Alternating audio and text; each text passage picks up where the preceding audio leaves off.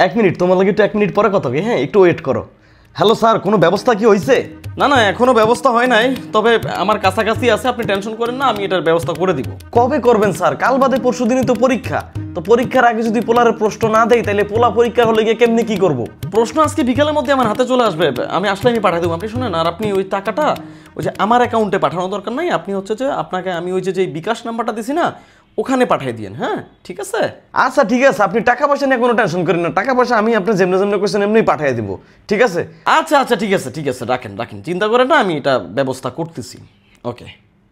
কি ভাই, আপনি কি প্রশ্ন ফাঁস করার ধান্দা শুরু করছেন নাকি? আরে না মিয়া, কি যে কও না। তাইলে ওই যে বললেন যে প্রশ্ন কি, তুমি তো আমার কাছের মানুষ, তোমার এটা বলাই যায়। শোনো, পরশুদিন আমার ছেলের এসএসসি পরীক্ষা, তাই ওই একজনের কিছু টাকা পয়সা দিয়া ওই পরীক্ষার আগে প্রশ্নটা নিতেছি আর কি। কি বলেন ভাই, প্রশ্ন ফাঁস করে আপনি আপনার ছেলেকে দিয়ে পরীক্ষা দেওয়াবেন? না না না না, এটা তো প্রশ্ন ফাঁস না, ওইটা আর কি পরীক্ষার আগে প্রশ্নটা নেওয়া, ওই তুমি যেটা বলছো ওইটাই আর কি।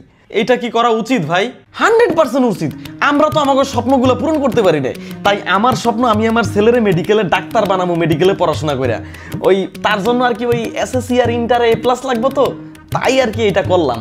বুঝলাম। আচ্ছা, এসএসসি ইন্টার আপনি প্রশ্ন ফাঁস করে নিলে পরীক্ষা দিবেন, কিন্তু যখন মেডিকেলে ভর্তি পরীক্ষা দিতে যাবে তখন কি করবেন? সেখানেও প্রশ্ন ফাঁস করবো। কিভাবে? টাকা টাকা, সব টাকার খেলা, বুঝতে পারছো? সত্যি ভাই, আপনি একজন যোগ্য এবং দায়িত্ববান পিতা। কি সুন্দর করে টাকা দিয়ে প্রশ্ন ফাঁস করে ছেলেকে ডাক্তার বানানোর মতো সাহসী উদ্যোগ নিছেন আপনি। দূর মিয়া, এটা কোনো কথা কইলাম মিয়া, আমার তো চিন্তা ভাবনা আরো অনেক উপরে, বুঝছো? আমার ছেলে ডাক্তারি পাস করার পর আবার বিসিএস পরীক্ষা দিব না, ওইখানেও প্রশ্ন ফাঁস করানোর জন্য আমি অলরেডি টাকা পয়সা ব্যাংকে জমা করতেছি। আপনাদের মতো বাবাদেরকে এবং গার্ডিয়ানদেরকে এভাবে দেশের শিক্ষার মেরুদণ্ড ভাঙার কারণে জুতা দিয়া পিডিয়া সংবর্ধনা দেওয়া উচিত। মানে কি বলতে চাও তুমি? ভাঙ্গির পুত, তুই তোর সন্তানকে প্রশ্ন ফাঁস করে নকল সাপ্লাই করে ডাক্তার বানানোর চিন্তা করছস? আরে বেটা, তুই তো তোর ছেলেরে ডাক্তার বানাইতেছস না, চিকিৎসা নিতে আসা মানুষদের মারার জন্য মানুষ মারার দানব বানাইতেছস। তোগো মতো বাবা, গার্ডিয়ান বা শিক্ষক যারা এইসব কাজ করে, তারা শুধুমাত্র দেশ না, পুরো পৃথিবীর কলঙ্ক। তোরা কি জানোস, তোদের কারণে আজকে দেশের শিক্ষা ব্যবস্থা রাস্তায় নেমে আসছে, পুরো জাতি মেধাহীন পঙ্গু জাতিতে পরিণত হচ্ছে। তোদের মতো অসাধু লোক যারা এসবের সাথে জড়িত, তাদের প্রতিদিন 100 গরম ডিমের থেরাপি ও সাথে 100 মিলি মোটা রড গরম করে তোকে পিছনে ঢুকিয়ে রাখা লাগবে। মার গে বাঙ্গির পু।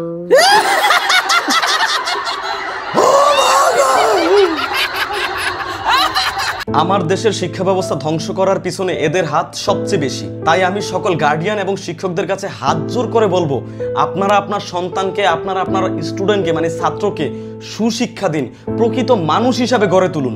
দয়া করে আমাদের ভবিষ্যৎ প্রজন্মকে অন্ধকারে ঠেলে দিয়েন না। আপনি বুঝতে পারছেন না, আপনি আপনার সন্তানকে আজকে এই দিকটাতে হেল্প করতেছেন, কিন্তু আপনি আমার সোনার বাংলাদেশকে আরো 500 বছর পিছনে নিয়ে যাইতেছেন। ধন্যবাদ সবাইকে। আমার ভিডিওটি যদি আপনাদের ভালো লেগে থাকে তাহলে অবশ্যই শেয়ার করে দিবেন জনস্বার্থে, এবং অবশ্যই আমাকে ফলো করে রাখবেন পরবর্তীতে এইরকম আরো সুন্দর সুন্দর ভিডিও পেতে। ভালো থাকবেন। আসসালামু আলাইকুম।